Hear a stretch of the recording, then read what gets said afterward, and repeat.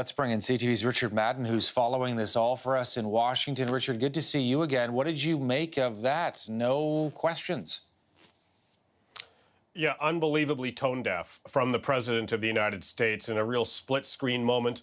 On the one scene, you see the unrest happening in Minneapolis after that horrific tragedy that sparked such emotional reaction there. And on the other side, you see the President of the United States, who would normally be a consoler-in-chief, uniting a nation that is clearly hurting. But instead, he talked about China. He talked about withdrawing from the World Health Organization and raised the specter of Hong Kong. It was absolutely stunning.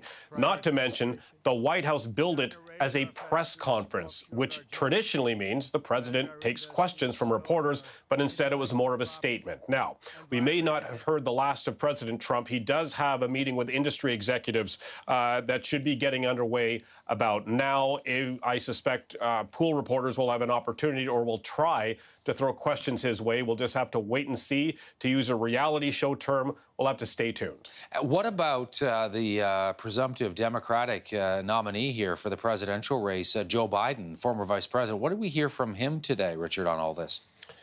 Yeah, well, we're starting to see, obviously, with election season heating up, Joe Biden speaking again today, addressing the nation through his website, and a real stark contrast with what the president is tweeting versus what Joe Biden is saying from his home in Delaware.